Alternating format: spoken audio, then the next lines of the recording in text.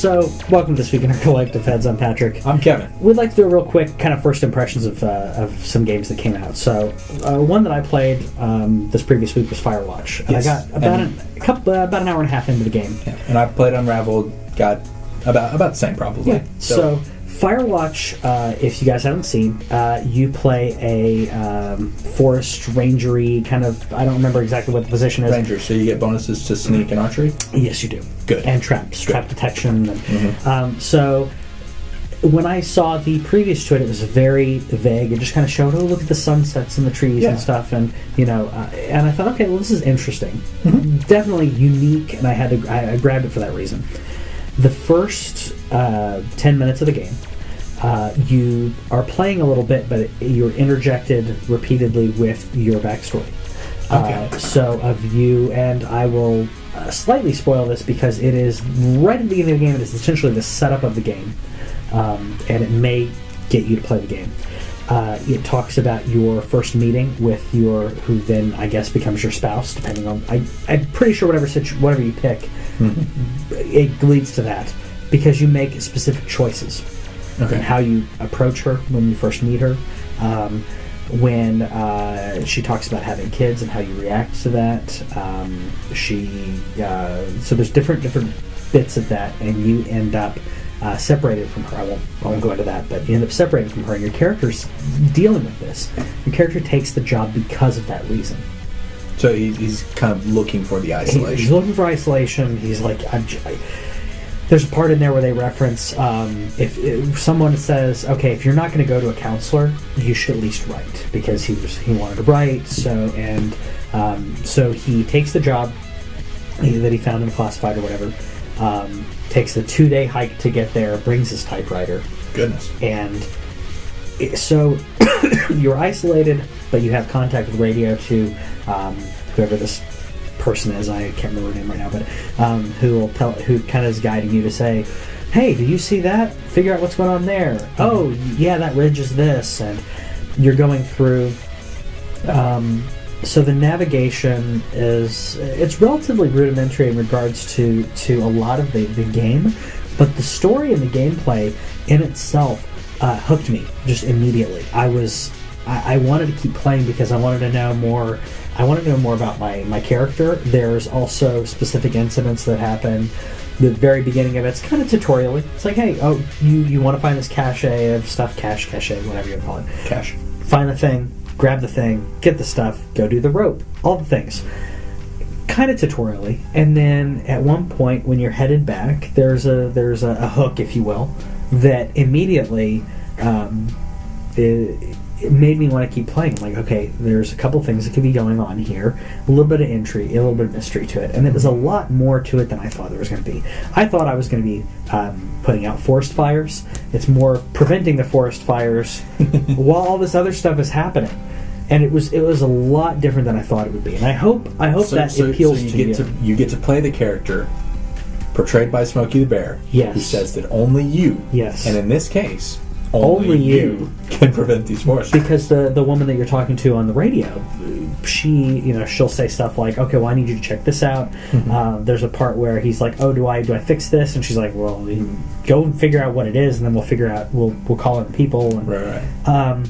You're essentially there to do as much as you can. You're not a federal wildlife marshal kind of thing where if you didn't know, they essentially have jurisdiction over police. Mm-hmm. You're not at that level. You're just kind of the guy who goes and says, hey, don't do that thing you're doing. Bye. Nice. Which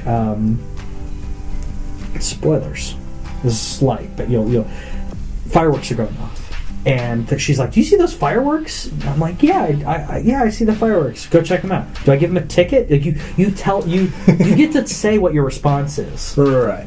Well, you give them a ticket, and she's like, yeah. I do love dialogue. Yeah. So you get a little dialogue choice there, and I go there and I rappel down, and I go and I find out it's 2 teenage girls that are drinking, and they're camping, and they're skinny dipping in the lake. So you're like, hey, I was like, I'm playing it cool because they're like, oh my god, is that guy watching us? And I'm like, hey, I know you set off those fireworks. And they're like, oh, you're a peeping Tom. and I'm like, hey, just knock. And I'm again, you could play it either way, and I'm just playing it neutral. I'm like, hey, just knock it off. Go my way. You go yours. But they've got like beer bottles and stuff, and there's a part where I didn't realize you pick up the item and you can discard it or you can keep it or whatever. And I picked up a beer bottle and I accidentally put it I put it back down, and he immediately says, I'm not fucking cleaning this up. And I did not expect that. Nice. And I accidentally I picked up a whiskey bottle. I was looking at it and I was like, there's a thing that's like, oh, if you want to hold this for later, okay, I'll hold it for later. And then I'm like, how do I put this back? I don't know how to put it back. So I finished the thing. So, like I said, this is spoilers again, but trust me, it's good enough. The thing that I said hooked you is as you're going back, you're going back a way that you didn't come originally. So when you go back, you see a figure with a flashlight, and then he walks off. And like I went back on the radio. I'm like, hey, there's someone here, and she's like, oh, I probably should have told you. You're out in public, so other people might be there. Like she's totally like trying to like it was like false drama, but I think there's drama there. So I get back to the station, right, and climb up. Someone's wrecked it. Someone's thrown my typewriter out. They busted in the windows, and I'm like, is it because I took the whiskey bottle? Is it the girls, or was it that guy? I don't know. So. Yay, mystery! Mystery in the game. I didn't think it'd have mystery, and I was like, this is really cool. I don't know if my choice made that happen. I don't know how many choices are actually going to cause a branch. You didn't get the forest will remember that? No. but at the same time, even if it's not in the game where that mattered, I think I'm contextualizing it in my brain. If you've been watching us for a while, you know that one of the things that we enjoy is a little bit of ambiguity, and that makes the world more interesting than if you lay out everything and explain everything to us. I created my own reasons. That's cool, but we rationalize our own characters and games that give us freedom to do that, and this is apparently one of those. Yeah, and my honest opinion on it as a gamer is that it was the figure. My character, if I was playing him, and I'm kind of playing him to character, is confused and doesn't know what's going on because it could be the girls. Yeah, there's the three people that I've met. The two girls skinny dipping and the guy, and the girls were not happy that I saw them. So, and if I saw them, I see like a figure way off. You don't get to see anything. Yeah. Not that you'd want to play this game for that, anyways. So the internet. There are other things. Yeah, there are other things in the internet and everything. But my character's confused about it. I think it was the figure guy, whatever it was, that was looking. It was watching. What happens? Because someone's watching me. Yeah, so I'll have to see what happens. So it makes me want to keep playing the game. Okay, it's cool stuff. So how was Unravel? I liked it. Yeah. I'm enjoying it. The mechanics are fairly simple. Like you're made out of yarn, and you throw yarn places, and as you walk across, you're leaving this trail of yarn behind you, and so like you become literally unraveled.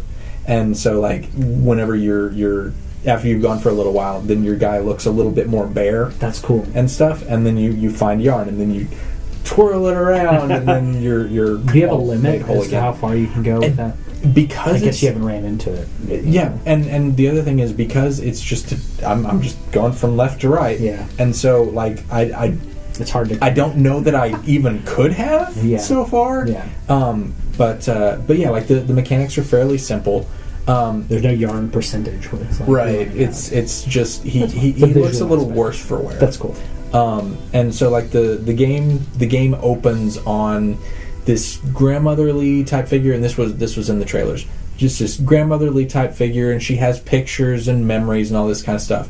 And so as you go through the environment, you'll see like reflections of some of those memories, and as you collect those, then it fills out a little photo album type thing. And so you can kind of go through those and like I'm not entirely emotionally connected to the characters yet or anything, because I'm just kind of observing them in snapshots of their life, but I know that they were important to the lady. Yeah.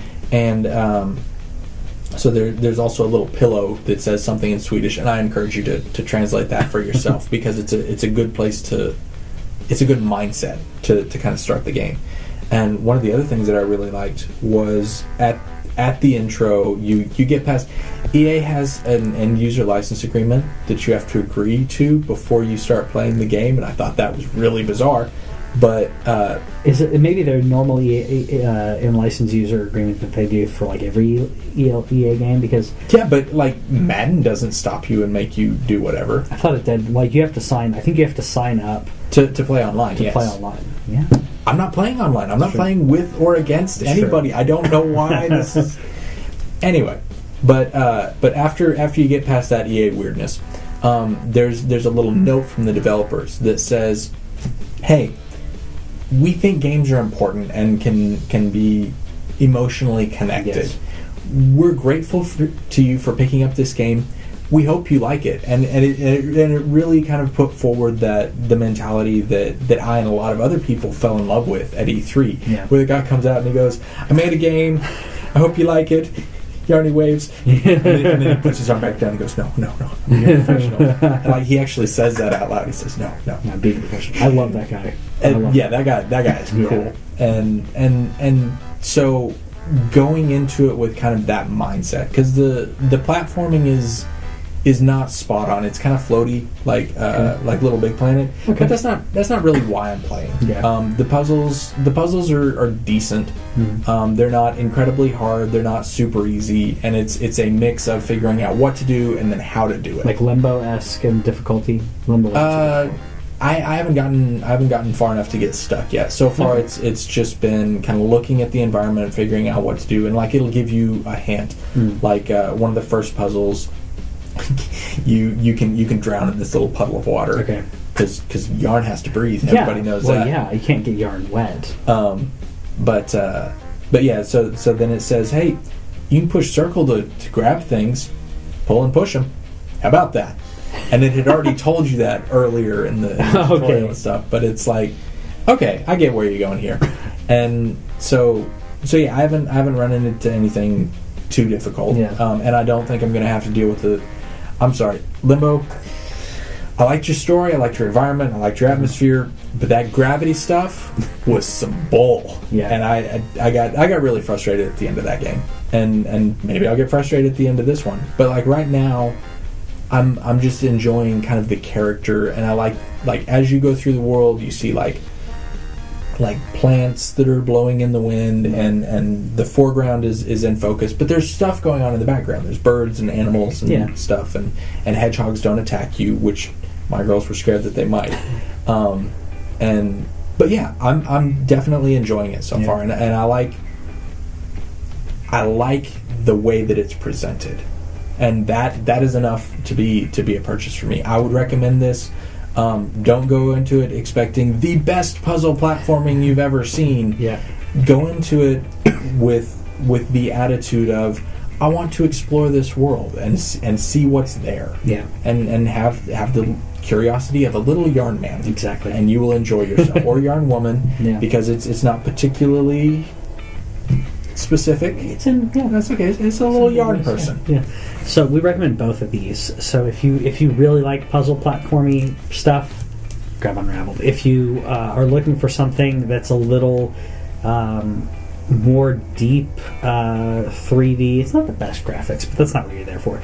Interesting story. Both great indie games. Pick them up. Pick them both up if you can. Yeah, if you're gonna like them. If you like and are willing to invest your emotions in something, yes, pick them both up. Yeah, exactly. So hopefully in the next couple of weeks I'll pick up Firewatch and you'll get Unravel and we'll go from there. But those are two of the smaller titles that were released recently that we kind of wanted to highlight. Yeah. And so I don't know how often we'll be able to do this, but this is just something we wanted to offer you. Yeah. So that's what we got on those. Thanks. Later. Yar.